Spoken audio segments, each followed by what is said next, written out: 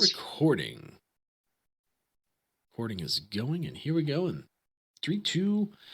What is going on, ladies and gentlemen? Welcome to Redeploy, a Battlefield podcast, episode 5.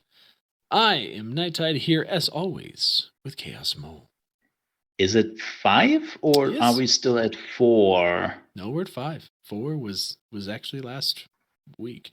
Sure? I might have it wrong and was episode 3 maybe, because we had a break in between. So I might actually have that wrong. I'm pretty sure if I go in there that there's listen, we can argue about the episode. We make it episode 5. We make it episode 5. It is episode 5 now. And when our children are asking you in 20 years about episode 2000 and what happened with the episode in between, we can say, look. Why is there episode 5 and then the next episode is episode 5? Well, because we that's can. The reason. Yeah, because we can't count. We're old. Leave us alone. There are 4 videos currently up. There are 4 videos currently uploaded in the raw footage folder. So we are at episode 5. Right. Confirmed. I'll let it count. Now that we got that out of the way, we do have some nice news this week. We have tons of news, actually. A lot of smaller news, but still news. Yeah. But even though they're small, sometimes they can still be rather spicy. No, don't go there. Don't go there. Don't go there. Just say we have news. Say we have news. I wasn't trying. You are Mole. I know that you live in the ground, but I didn't realize you lived in the gutter. I was not trying to go there. My goodness. You were this I was close not. To go there. I was absolutely not. You gutter mole. We're get out of there. All right, so a couple pieces of news, kind of right out the gate. Let's see. Where do you want to start? I think we can wonderfully combine the whole technical test thingy plus the system requirements. Sure. So go ahead and explain to us the technical test.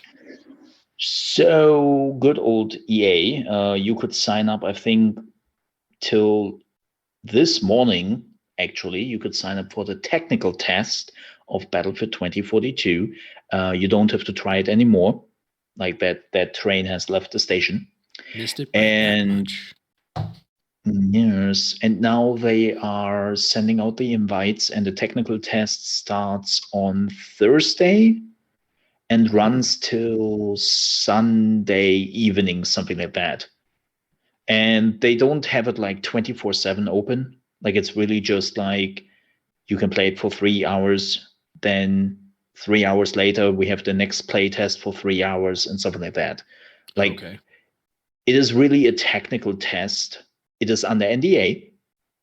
So for everyone who's like, oh my God, I have to watch some YouTube videos, there won't be any YouTube videos. Well, there will probably be some YouTube videos, but they will get taken down very quickly because you are not allowed to showcase it. You are allowed to have your curtains open, though. Oh. That's a thing you are allowed to do. Yes, they are not Ubisoft. No, it's on that note. If you're a content creator, aspiring or otherwise, and you sign an NDA, don't break your NDA. Because you won't get another one, because no one will give you one. Especially don't leak the game before release when you are allowed to play early. But that's a different story. Yeah. So, people are now allowed to play it. As I said, this is really like a technical test. As far as I'm aware, they had multiple insider tests over the last few months where they really just invited handpicked people. And now they are opening it up a little bit more to the community, and it's mostly for server testing. And then we have an open beta in September at some point. We still don't have an exact date, but somewhere in September. And well, speaking about NDA, and somebody are not upholding that NDA already, let's talk about system requirements. Oh, it's so spicy when you don't have to leak it. But when it's leaked, it's out there. We can talk about it. So today, as in about 12 hours ago or so from the time that this is live, we got some system requirements leaks via some peeps over at Twitter. And the requirements are nothing like overly crazy. I wouldn't say they're overly crazy, especially the minimums. They're actually less than I would have anticipated for a minimum requirement. So let's get into that. The leak says that obviously Windows operating system, their minimum requirements for a processor would be an AMD FX 8350 or an i5 6600K. Those are very old. Like the 6000 is not even that old. Like the 6000 is like what, 4 years old now? Yeah. The AMD FX is 9 years? No. Nine. No, an 8350 is not that old.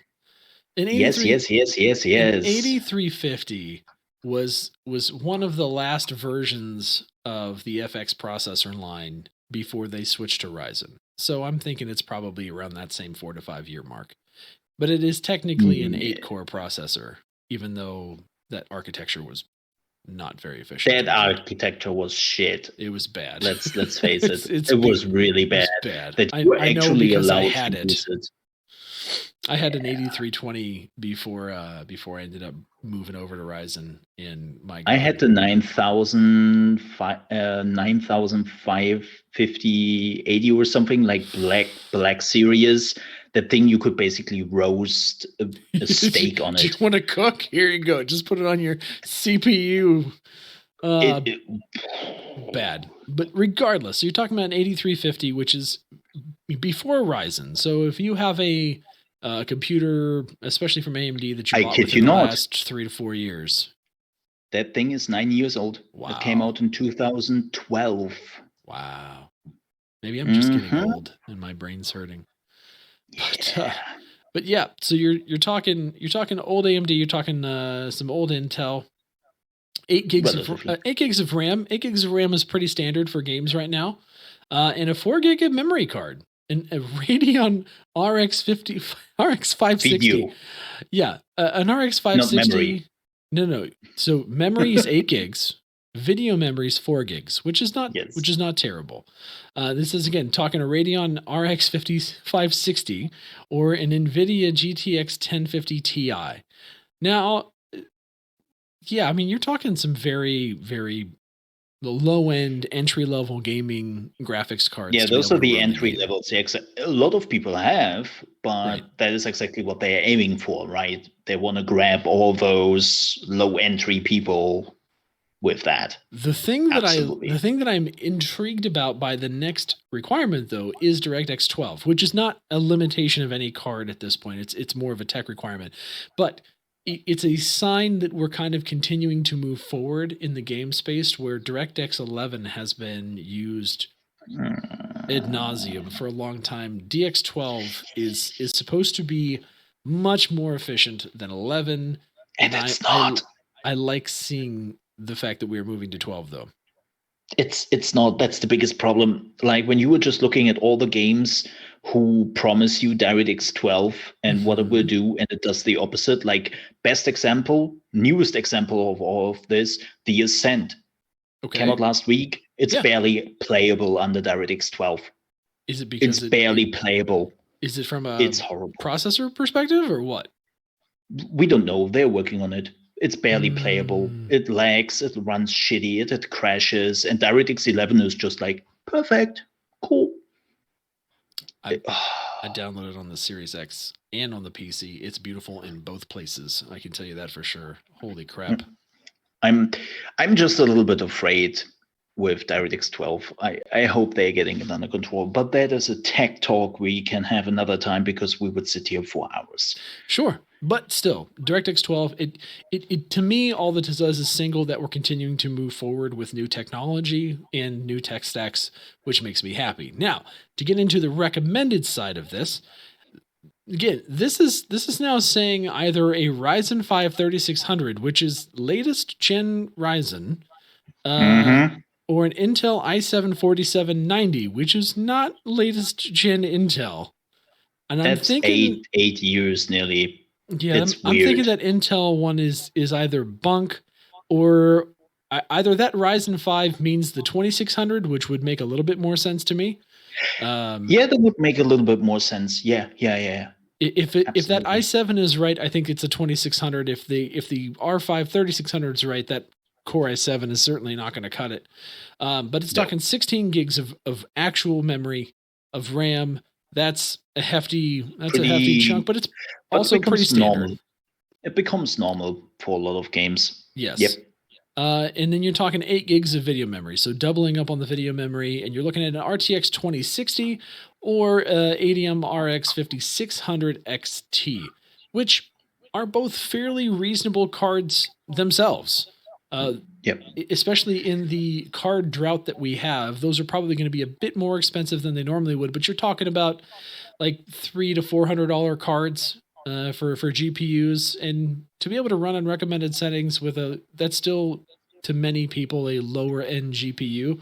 That's really not bad at all. That's totally lower end. Like, keep also in mind for people who are wondering. No, apparently the new Battlefield, other than Battlefield 5, will not use ray tracing. Oh, they will okay. not have ray tracing. This is why they are also just recommending a 2060, because they don't have to think about ray tracing in any shape or form.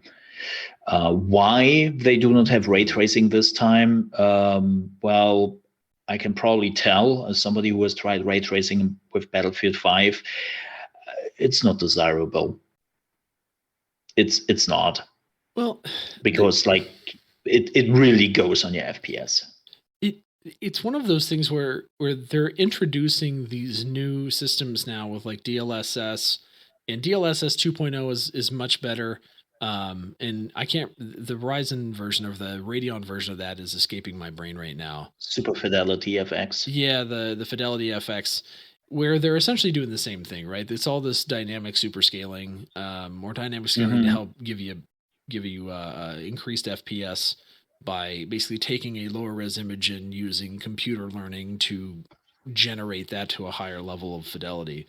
I think that's kind of that next tech. They will have that. I assume that they're going to have that, but I think that I think in order for ray tracing to actually be viable in a long term, it's going to have to be a combination of those two technologies running in tandem. Because, like you said, right now ray tracing is just so hungry to be able to run. And while it is beautiful, when you're playing a game like Battlefield or any other first-person shooter for that matter, you're moving so fast. It's not like you've got time to like stop and smell the roses and take a look at the reflections. You know, it's Have you ever seen the Battlefield 5 tech video for it? How they like showcase the ray tracing? It's hilarious because it amplifies what you just said. They're showcasing how you can see the reflections in the eyes of the players. And it's like, what? Like, I'm not looking for the white in their eyes. Yeah. I shoot them if I see the white in their eyes. Like, I typically don't get that close. You know, I mean, it's cool. I will say this. I can certainly see where those types of things will come into play and be game changers when they can be implemented across the board, right? If you're around a corner and you can use a reflection in a window to see around the corner, that will be that next level kind of tactic, right? I already do that right now with things like shadows in games, right? If you've got these enhanced shadows and you can see shadows of people moving across a corner, hey, you know that person's coming up before they do. And a lot of times they're like, "What are you hacking, bro?" I'm like, "No, I can see your shadow on the wall because you're an idiot," right? Like, or in Battlefield, clipping the weapons through the wall. Right, but those types of things do give you, if you're savvy enough to kind of think to look for those things, a tactical advantage over opponents. But if not everybody has that, or if it's not effective to use across the board, then it kind of really diminishes that experience and becomes this gimmick as opposed to a gameplay feature. So, yeah, I didn't realize that they weren't going live with ray tracing at launch. I think that eventually will be an option over time. I do. Maybe over time. But I can actually appreciate the fact that they're not going to go out with it at launch to make it a bit more accessible. But with the maps being so damn big and everything else that they're doing, trying to scale up, that also makes a lot of sense. Absolutely. One last thing for everyone wondering about why the CPUs are higher than the GPUs. It's a Battlefield thing. Battlefield, with all their physics, was always a CPU-hungry mother trucker. Like, always has been. I think since they switched to Bad Company 2, when they started to use the Frostbite engine, it was just, yeah, give me your CPU or your life. I don't care, one of the two, but I take one of the two. And everyone's like, take my CPU, please, Mr. Battlefield, don't hurt me. Just take it. Don't hurt me. But yeah, it's pretty normal. It's not weird or anything. That's how Battlefield works. It's a CPU-hungry game. I mean, that makes sense though with how big it is, right? Like it's generating all this stuff in the world. It's going to process all the physics, it's going to process all that stuff. That's a lot of stuff that I could see happening at the CPU, just because it typically has a bit more bandwidth to well, depending on your CPU, has a bit more processing power. But that also then begs the question: am I going to be able to play and stream this from my PC? Yeah. My video card, yes, but still, it's one of those where I feel like the CPU is definitely going to be screaming. So those are the PC specs for the game. Overall, I would say fairly reasonable. It's reasonable. Yeah, it's reasonable. Of course, we have to see, like, they will probably improve on this, and also we have to see one other thing. Developers have unfortunately started to do, like, those are our recommended specs, and it's like, right, okay, what is the resolution? Is this recommended spec on high or ultra settings? Which FPS we are talking about? Like, it's unfortunately not as cut and dry anymore as it has been 6 years ago or something like that. But I mean, it gives you a somewhat good idea what to expect, and it is reasonable. It is reasonable. Yeah, I'm looking at. I just decided to look up system requirements for a couple other games that are either out or are coming out. It's certainly higher. Like there's certainly higher requirements than things that are out there that would potentially be in the same space. I'll just say that without naming names, but they're certainly higher. So I'm excited to see how all that power gets used and where it gets put. I mean, interestingly enough, the system requirements, and this is where I am still not 100% sure if I'm trusting the system requirements or not, is the system requirements we basically have are more or less the system requirements of Battlefield 5. I kid you not. I can actually throw you the link here very quickly. Bam. And then you can take a look at that or throw that on the screen, and you will probably realize similarities. Interesting. So, which makes sense, like when I'm looking at Battlefield 5, and when I'm looking at Battlefield 2042, yeah, they are probably relatively close to each other. Yeah, like, I mean, they look graphically, like, don't get me wrong, Battlefield 5 is a beautiful game, the same as 2042. So, yeah. Yeah, I mean, I don't know. I'm looking at it, and I'm trying to take a look here and see kind of where these things line up, and it's CPUs. Certainly, they're the same CPUs, and yeah, they now take a little bit more RAM, and they now want a 2060 instead of a 1060 from you this time. Like, they updated the graphic cards for the recommended settings, but here, CPU wise, there we go. Now everyone can kind of see what we're looking at here. I mean, Battlefield 5. Well, so you're looking at in Ryzen 3 1300X. That's a drastically less powerful CPU than a R5 3600. See, and that would make a little bit more sense in comparison to the 4790, right? Yes, it would. It would, because that is the equivalent. So, but if they're beefing up the Ryzen side, that potentially is wrong. I can get that. The memory is at 12 gigs of RAM for Battlefield 5, where it was 16, so that did beef up there. And then you get a 1060 and a 580, which is now bumped up to a 2060 and 5600 XT. So I mean, those are all kind of taking steps up in the appropriate direction. So I could For certainly see recommended that. spec. Yeah, for the For recommended spec. For minimum, it's basically the same. Right. Minimum hasn't really changed at all. No. Well, now you definitely need DirectX 12, but let me tell you, even a GeForce 970 has DirectX 12, and that thing is also now what, 9 years old, 8 years old. Like, yeah, you can see that they've dropped. You can see that they've dropped the older versions of those cards off. So instead of listing that 660 and the 7850, where those are only 2 gig cards, right? They're only listing the 4 gig counterparts, which is why I think specifically they went with a 1050 Ti, because only the Ti model had 4 gigs. Yeah, exactly. And the 560. So yeah, I mean, overall, interesting. It's a reasonable step forward, I would say. I would say so. It's a nice little jump, but it's not overly crazy. Now, yep. I'm looking actually now that we've got this. Yes. No, there's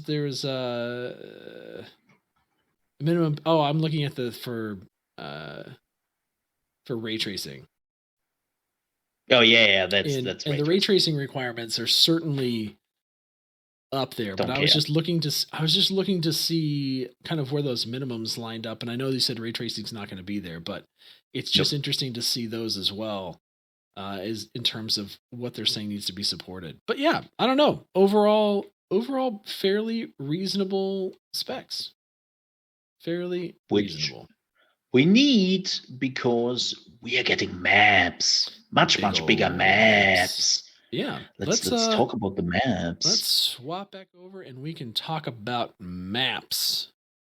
And I would say what people probably want to see is, if you want to throw up the little map sizable thingy, if you still have that with the map size. I don't know that I do. Let me take. I mean, I can give you the link again. Yes, please do. I do have the direct link on the Battlefield site, but I don't think that's what you sent me last time. They are like all the specifics of the map, but this is an interesting comparison. What I just linked you, you can throw that up there. It's an interesting comparison shot. No, this was shown when they had like this Battlefield talk, like a few weeks before. Okay. That's where this is from. It's from the live stream of the Battlefield talk. This is why it is not like super resolution, but it will do. Okay. Well, then I'm switching screens. Like, give me 1 second as I add this image in here.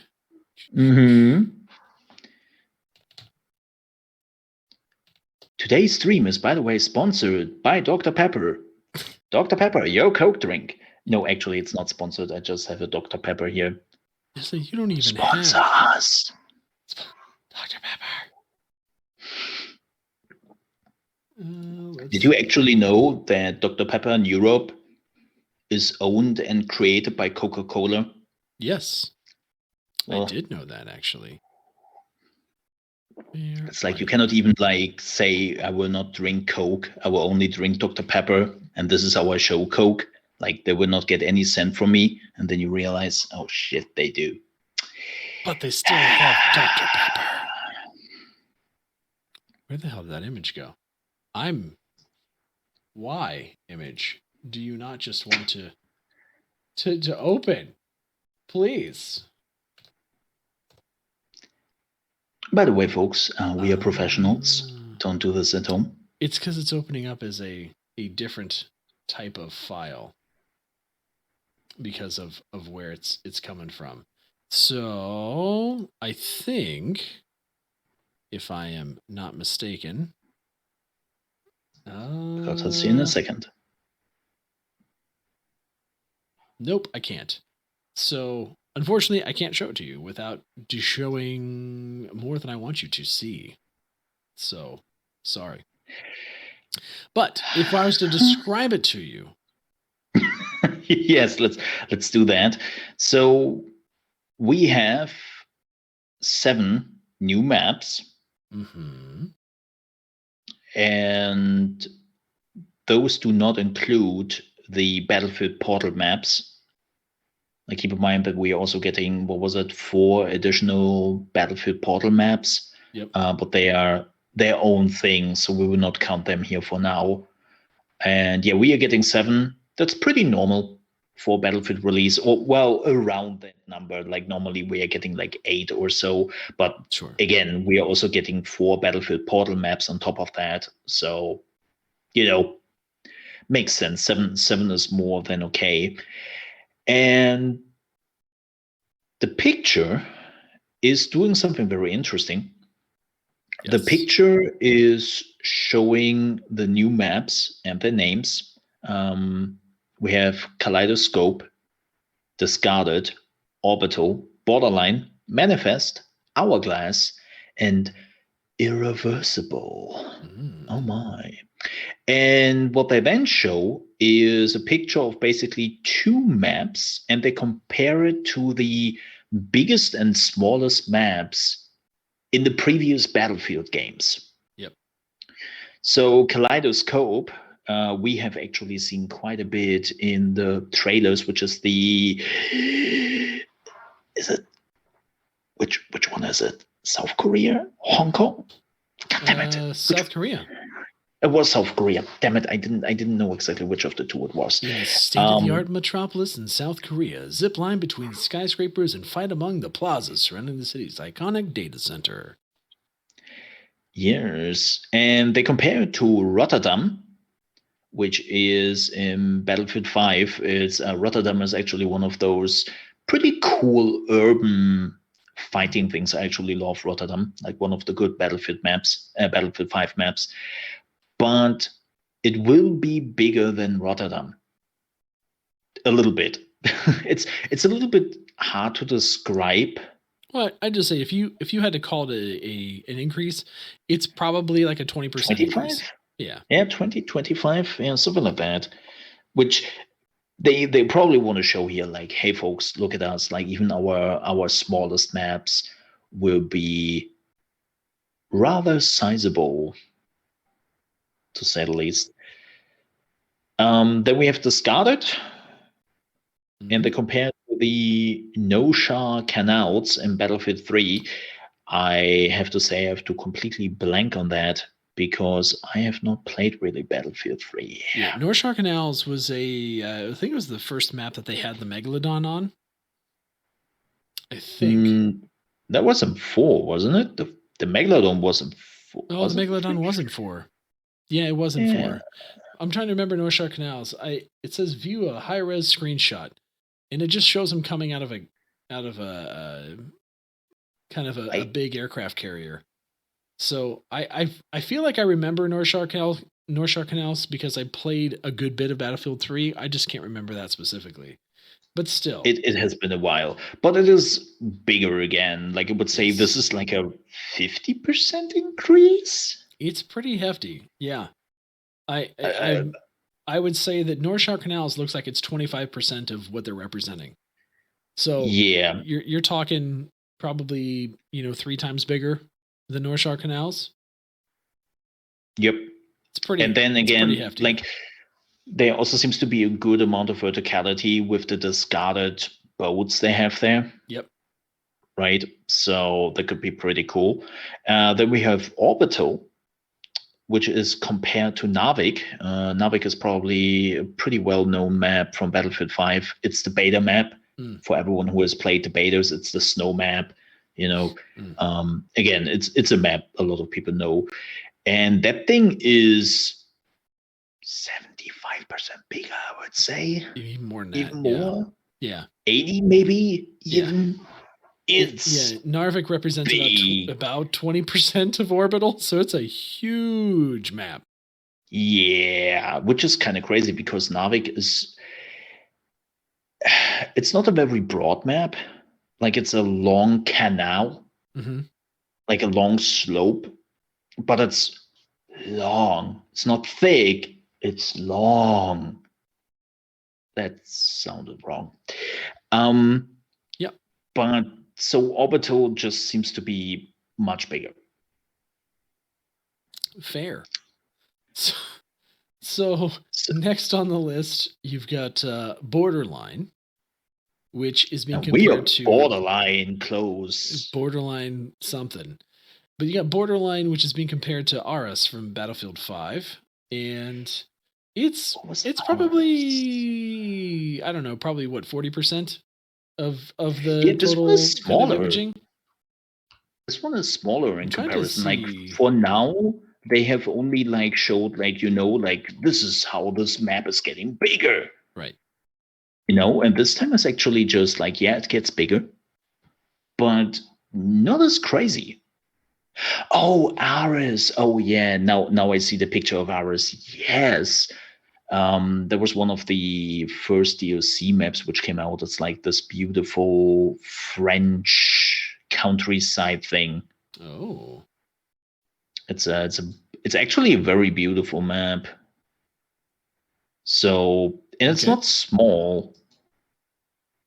It's not small at all. I can actually the one that has the fields in it? Yes, the yellow fields, the yellow that's not a small map fields by any stretch. Yeah. I'm happy that I've actually been playing these games, so now I can get some of these references. But that's actually a huge difference. Yep, I have thrown you a link to just a picture. Yeah. So you see that again. So you have a picture right in front of you, and that one will be again like I would say 50% bigger. Yeah, at least. I mean, if that's two of the maps, that's a ginormous map. I don't think I'm really understanding how much bigger when they're saying bigger. It really is. So the next one up is Manifest, which we haven't seen much about Caspian Border, which is interesting. Because that's another one that I remember from Battlefield 3 in name only. And it's also in Battlefield 4. It is one of those games which people loved. It's the one with the big TV tower, radio tower, whatever you want to call it. Sure. The big tower in the middle, everyone shoots down because that's the first thing which has to fall because we have all the stupid snipers on it. Oh, I hate that this much. It's I mean, in it saying Caspian Border is one of the classic maps that's going to be supported in the game as well as North Shore Canals. So, yeah, interesting enough. But Manifest is like 25% bigger, I would say. Yeah, I would say that Caspian Border represents probably like 75% of the space there, for sure. Which, again, it's still these big maps. Big maps. And then you get into Hourglass, which is being compared to Hamada. And this is a map that we've seen a bunch of. Yeah, Hourglass is what we have seen quite a bit. Like that's the in Qatar. I think it's Qatar. Yep, it's in Qatar, and it's kind of the one with the big sandstorm from the trailers. For those of you that are trying to remember, yes, you're trying to rack your brains to figure out what that is. That's where it's at. And this is, I'm throwing it right in here. This is the biggest Battlefield 5 map. Hamada. Hamada is the biggest Battlefield 5 map. It is an enormous map. Like it's big. And Hourglass is 80% bigger. Yeah, much. Like, I wonder how much of it's going to be open space. You know what I mean? Like, I wonder how much of it's open space. I know they said that there's a space here for tank battles and things, but I wonder how much of that is going to be a playable section versus what they're, whether it's going to be one of these hotspots or whether it's going to be open. I get the feeling that there's just a lot of open space with this map. Yeah, but still, I mean, they also showed like a lot of skyscrapers where you could go in. This is kind of cool. So just to put this into perspective again, Okay. this was a picture of Hamada. And when they first showed it, they said regarding map sizes, this is a breakthrough for Hamada with a distance of just over 1,500 meters from the attacker's HQ to the defender's final fifth sector. Wow. And yeah, you can see like where they're starting and then going through those sectors. Like it's an enormous map. Like Hamada was big. It definitely was reminiscent of the old Battlefield maps of like Battlefield 2, Battlefield 1942, who had some crazy size maps. Well, speaking of that, the last map that we have, Irreversible, is being compared to El Alamein from Battlefield 1942. And 50%, I would say. So it's interesting. On the actual thing here, in terms of discover the maps, we're seeing renewal. We're not seeing irreversible. What? No. So we've got Kaleidoscope, discarded. Yeah. Manifest, Borderline, which is not listed here, which looks like renewal. So I think Borderline and renewal are equivalent because they're using the same picture. Yeah. And then irreversible is then tied to breakaway. Okay, then they probably just changed the name and the slide. They basically have. I just was like, wait a minute, these names are different. Yeah, so it looks like breakaway compares to El Alamein, and is probably a good 45 to 50% bigger. And El Alamein is considered the biggest Battlefield map ever. Yeah. To put it bluntly, yes, it is the biggest map in Battlefield. It is also the most emptiest maps which ever existed in the world of emptiness, because they didn't really had anything. Like let me just, like, because you probably have not seen it or not remembering it, but this is no joke. This is how El Alamein looks. Oh, and it's coming back as a classic supported map as well. So yeah, I assume there will be much more though going on the map as it did back in 1942. Oh my goodness, yeah, that's an empty map there. That is that for those of you that again, I apologize. I wish I could project this up on the screen for you, but essentially you have a base, a mound in the middle to separate another base, and then a crap ton of open space. Desert. Lots of sand. Just lots of sand. Nothing but desert. I mean, even that depiction of it, though, makes it look probably a lot smaller than it was. But like, especially when I'm looking at the scale of like the guard towers and different things. But yeah, that's a big map. And if you're talking twice as big as that map, yeah, it's huge. It looks pretty big. It looks pretty damn big. And that's and breakaway is going to be in Antarctica, so it's going to be all frozen. So that's probably mountains. And mountains. So that's probably what we saw, the sections in the trailer with the hovercraft over the ice. That's probably breakaway. Probably. And what we also saw right at the beginning, where they jump off the mountain and where the aeroplane is like crashing into it. Yep. And yeah, that's basically it. I would say that's where the ice is, because that would make sense. Yep. I wouldn't know where else would they put it, because I don't think any of the other maps would like support penguins. It's not going to be in Egypt, South Korea, Singapore, India, or Qatar. I can tell you that for sure. Or French Guyana. So, I mean, like global freezing? No. Global freezing? Okay. Yeah. Climate change? Climate change. We'll go with climate change. We'll go with climate change. But yeah, so speaking of which, I'm intrigued. I mean, the maps are one of those things where, as long as they're densely populated, then Yeah. I'll be excited. But again, we're piecing together all the pieces of the puzzle, right? We've got these maps that are larger than we've ever been. You've got the ability to call in vehicles on the fly, so you don't have to go to the vehicle spawn point and drive them all the way to the other side of the map.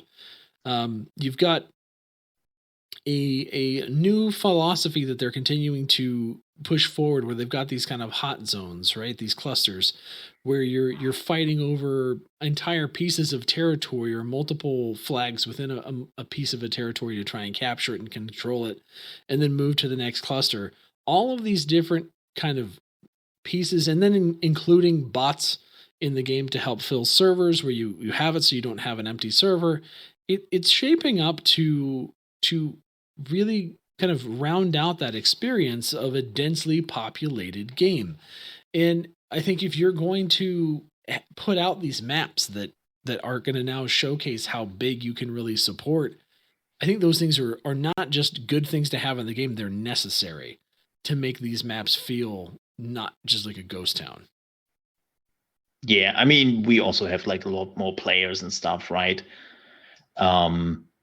Which is very important. Speaking of which, to give a feeling to this is super interesting. This has been posted like quite a while ago, but apparently the last map of Battlefield, like speaking of sites again, is the same size of PUBG's Vikendi Island. Oh.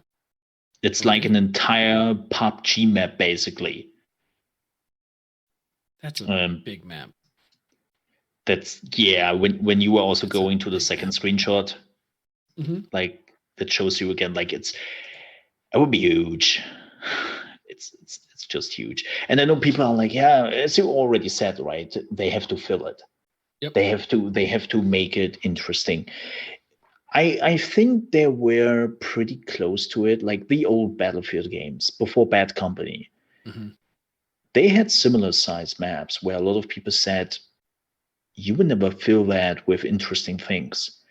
And yeah, and not always nailed it back in the day, but they came pretty close to it.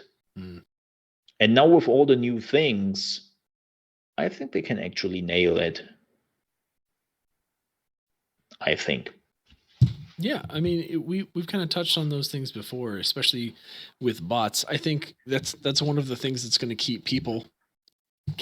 We're getting cat bombed. Oh God! Speaking of bots and stuff, one last thing I want to throw in here. Sure. And this is something you can 1000% relate to, even if you have never played Battlefield and if you have played Call of Duty instead, for an example. Okay. Because Battlefield has a very similar problem, which is called spawn points. Spawning on the battlefield. Yes. Let's just say definitely one of the things Battlefield has never been really good with.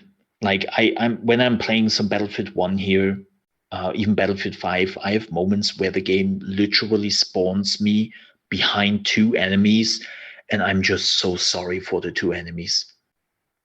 Like, they didn't have a chance, and I'm like, game, why are you doing this? Like, is my kill to death ratio so bad that you give me 2 kills here? I mean, like, you don't what is this? Yourself like that, but yeah, I mean, shut up. No, I've seen you play. You can throw down. I'm with you though. I think spawn points have to be addressed. But I think what we kind of talked about before, and I just bring it up again because I think that it is relevant, especially on maps that are going to be this big, and having not just crossplay, right, in terms of being able to fill the maps, but having these bots. I used to have this kind of aversion to the idea of bots, but in a game like Battlefield, where you're really just trying to get that experience, having a map that feels alive is important. And being able to populate that, I would even go so far as to say that if they could support more players in the form of bots than 150 players, or what is it? 100? It's 150 players. 148. Yeah, 148. Close. So, I mean, basically 150 players. If they could support more than that by just injecting bots into the game, I wouldn't be upset. Titanfall had that kind of mechanic where you had these ground-only units that you could fight and contributed to your XP. They weren't the same XP as a regular kill of a player. They were fairly easy to take down, but they were noise. They made the map feel like a game was alive. I think if they could get to a point where they could even support more bots on the field than just the kind of the amount of players, and really make these things feel dense, give these clusters, basically spawning mobs like you would in a MOBA, right? Like every so often you get some waves and those waves will fight each other if no one else is around. I think that would be something that I would love to see, because it really just gives you that extra, I don't know, a sense of confidence when you can kind of overcome some players, but also gives you an objective, right? It kind of makes it so that you have to focus down on that even more as a squad or as a team, because you're now having to take out these other units that might be in the way, even if there aren't any players. I mean, as long as they're giving you the possibilities to reach places quickly from A to B. Yeah. Right. I don't really see a problem with it. Like, they have to nail that. Absolutely. But I think there are enough ways to spawn directly today in the action. So we have to see, but I don't really feel like we will have like big issues with that. I think it will work out. Speaking of things which work out, one big thing, if you want to move on. Joey, please. If you want. Weather effects. So weather effects are, of course, like one of the big things, and I think we will have like a special podcast about this at some point. But so this is kind of interesting. Like a few weeks ago, when people were already playtesting, people were complaining that the tornado weather effect is apparently already repetitive, like after a few rounds, because they see it every time and it ruins the game, so to speak. Oh. Now, the point I want to throw in immediately is when you were doing playtests, you were cranking everything up to 11 in your game. Right. Because you want to see the extremes. You want to get as much data as possible. So they said before that they would be rounds where you will not see the weather effects, where they are rare. Right. So, and they're random. They're not going to be the same effect. It's not going to be like exactly. a revolution that happens every time the same way. Exactly. So when people are already like, oh man, they're showing it so often, and it's like, nah, wait. Like I remember actually Battlefield 1. Okay. One of the alphas, and one of the maps was, what was it? Not Sinai Desert. Oh, what was the name? The desert map. Okay. And they had a sandstorm, which was pretty cool. And they basically had a sandstorm every round, and people got annoyed by it. I got annoyed by it because it was like, dude, I can't see anything on this map for 10 minutes. What's going on? Now, when you're playing Battlefield 1 nowadays, it's like, I kid you not, I think I have finally seen a sandstorm on the map after 3 months. Oh, so it's way less frequent. Oh, a sandstorm. Mom, get the camera. Get the camera. I have a sandstorm. Mom, get the camera. Yeah, I think that's how they should be. It's interesting to see how those things work out, but I also think that it really depends on how they're implemented. I think I've actually experienced a sandstorm on that map. You see Battlefield 1? Mm-hmm. Desert map, yeah. I'm definitely think I've experienced a sandstorm on it, and I was irritated the entire time because I couldn't see a damn thing. But at the same time, if there were, like, let's say you have these kind of tornadoes, right, that come through the map. I think ultimately it depends on how long they're on the map. If a tornado comes through and it's just like, right, like, and it's there and gone in maybe 2 minutes, right? Out of a 20-minute match, a random tornado coming in and just sweeping through and being there and gone like that can change things up a little bit, give you that extra variable, maybe allow you to use your wingsuit if that's what you were hoping for that round. And it's not annoying. It then becomes part of the map where you say, wow, this map is gonna have a tornado at some point. I don't know when it's gonna hit. I don't know where it's gonna be, but it's gonna be fast and it's gonna hit and it's gonna suck for whoever's right around it. But that becomes the cool part of the map, right? But the thing that Battlefield has a tendency to do, or at least what I'm seeing, is when that sandstorm is coming in on, what was that, Hourglass that we saw? Hourglass or Kaleidoscope? Yeah. I mean, that thing's massive. It's just coming in. It looks like a BR, like the BR ring coming in, right? So I don't know if that's going to ultimately just completely take over the map and the rest of the map is going to be a sandstorm for the rest of the time that you're playing it. In which case, if it was, yeah, I would want that to be super infrequent. I would want that to not be something that happens all the time, because it just sucks to not be able to have the visibility and to be able to do those things. And sure, the players that can adapt to that are going to be better off, but it really does. I'm kind of wondering what, of course, like one of the big questions is what kind of technology will you have to counter that a little bit? Like we already talked about the wingsuit with the tornado, like the characters who will have a wingsuit, and that's a hero ability, or operator. Sorry. Yep. Specialist. I have to get specialist. That's the vocabulary. Yeah. Like it will be a specialist, which we don't know which it is yet. Right. And they will only have the wingsuit. So it would be interesting to see if there would be like ones which are really good with the sandstorm.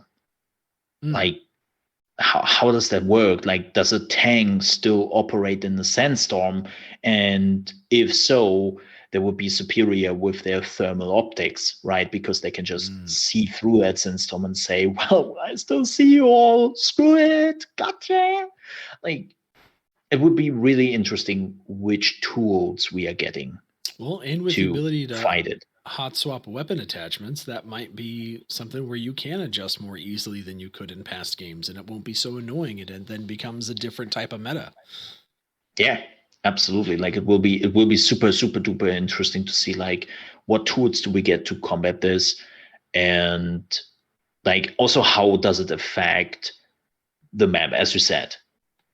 Like one of the big wow moments for me would be if there is like one part of the map which is completely unusable because of that, but it is still like in control of the enemy. So let's say a sandstorm is coming in. Sure. And it's only around that, what was it, like the football stadium they showed? Yep. Or the soccer stadium, the stadium they showed. So when we know that there will be flag points around that stadium. And just think about it, like the enemy has already that stadium under control. They are netting in the points. Now the sandstorm is coming on. You cannot get in any vehicles. You cannot see shit. Like for you as an attacker, trying to take back the stadium when the sandstorm is still there would be just pure hell. I think that would frustrate a lot of people. Now, if that sandstorm, like we see, right, is this giant wall that moves in, and it's there and gone because it keeps moving, that's different. I think that's going to be the key. Because I haven't experienced these yet, I can't say one way or the other, but I actually don't have a problem with these things as long as they move through, right? Like give me a tornado. Stick with one thing. Yeah, give me a tornado every match, right? Or give me a tornado and a sandstorm or something, right? Give me one of those things, but it's specific to one part of the map. Or if it's not specific to one part of the map, like if a sandstorm affects the whole map, because this is this massive thing, and it can come from any direction. Okay, sandstorm's coming this direction, and if you can, get through the sandstorm quickly and catch out on the other side of it, maybe that becomes a thing where it's like, oh, look, I can hit the sandstorm first, get on the other side, and then I can work on taking that. And then, like you said, it becomes to your attacker's advantage to be able to use that sandstorm as a way to get cover and to maybe move up on a place where there might be snipers' nests that are really giving you hell and keeping you away. So there's really neat instances of how this could be used. It's really up to how they choose to implement these effects. Oh my god. Can you imagine? Like Sandstorm, you're going through, you can't see shit, but on the other side, like this is where you want to capture the point, and you are just like, yeah, we used the sandstorm, wonderful, nobody noticed us, we're capturing this point. You're leaving the sandstorm, and the first thing you see is a freaking tornado, and you are dead. You're just like, oh damn. I wonder if this could actually happen, that you have like multiple events, weather effects at the same time. Like I think in the trailer they showed, like it looked like it as if we first had a sandstorm and then we had a tornado. That would be okay, right? Would that be okay for you? Like have them like after another? Yeah, I would say so. Like I'm thinking that way. The things but that good. I mean, at the same time, like having a tornado and a sandstorm, do I need that? Do I want that? Like I said, it depends on how fast they hit. An average Battlefield match lasts around 20 minutes or so. And 20 to 40, really, depending on 20 to 40. Yeah, 20 more to 40. Like 40. I could certainly see there being multiple weather events in a single match that could be different. But again, as long as they hit quick fine. And keep going through. If they're constant, obviously gets annoying. And if it's this big thing that changes the whole map for half the match, like that's something that gets annoying too. So I think it ultimately depends on how those types of things are implemented. But the things that I'm interested to learn more about, and we don't know enough, but I would like to see not just these weather effects, but I would like to see like time of day variants. I'd like to see nighttime versions of these maps. I'd like to see other things, right? Or if I think they have that. You start the map like during sunset and then it turns into nighttime. Because those in and of themselves then change up the whole variant. And again, I'm the resident COD nerd, so like Call of Duty in Modern Warfare introduced night-only versions of the maps, and there was pros and cons to you wearing either night vision goggles or not. If you wore night vision goggles, then your lasers came up and people could see your lasers, whereas if you didn't, then you didn't have to, and all that kind of stuff. So it was a really interesting dynamic that I would love to see Battlefield play with, because they always have these attachments, these thermals and all this other stuff, but there's really not a whole lot of good excuses to use them in practical sense. Besides of night maps. Yeah. They had an idea in Battlefield 5 actually, where they had those, I always forget what they called them, but where you basically had like a war experience. So with Narvik, you are going in with airplanes at night. Okay. And you are fighting over the map at night.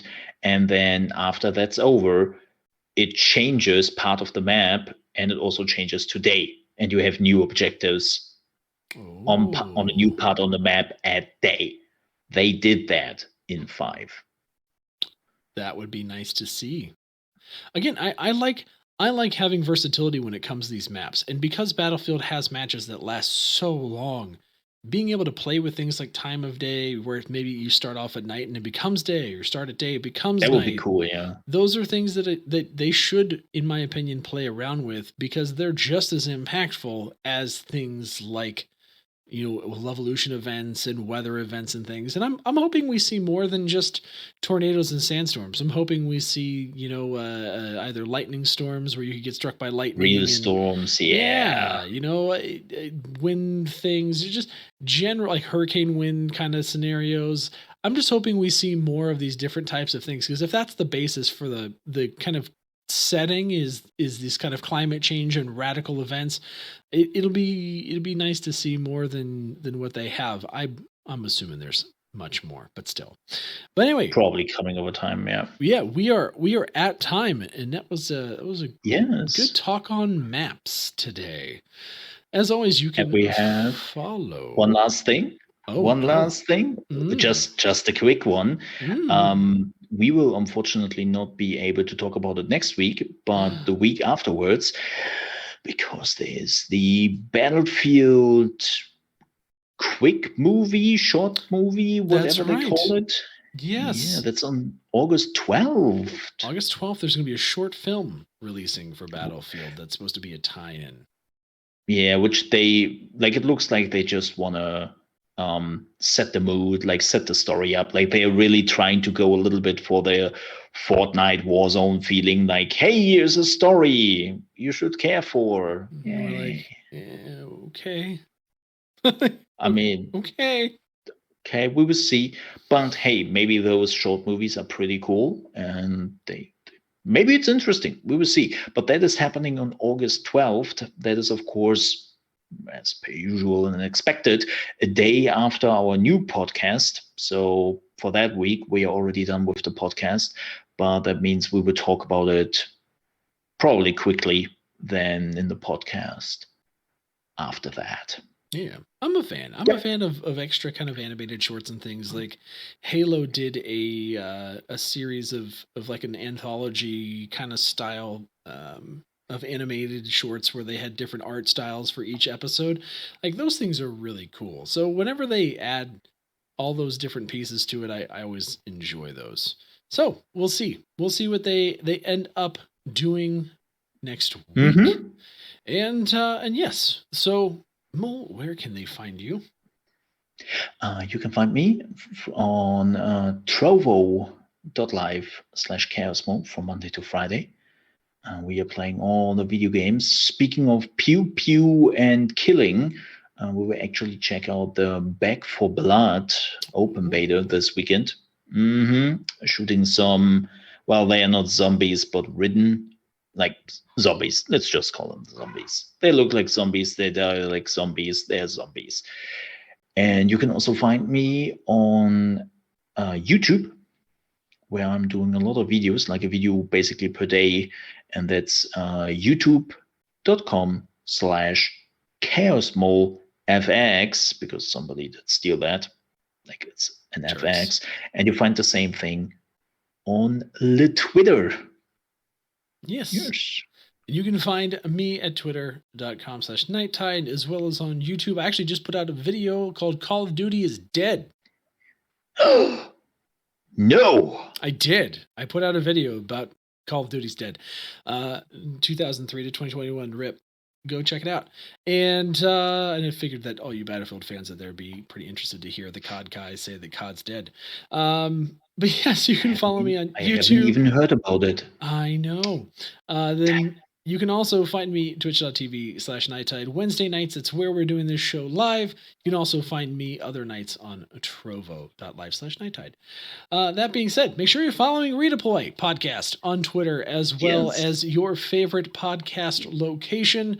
Giving us a review, those always help. If you're watching this in video form, please subscribe to the channels that they are on. All the good, fluffy things, they make us feel so wonderful. So, we love your faces, everybody. We will catch you guys next time. Bye. Bye.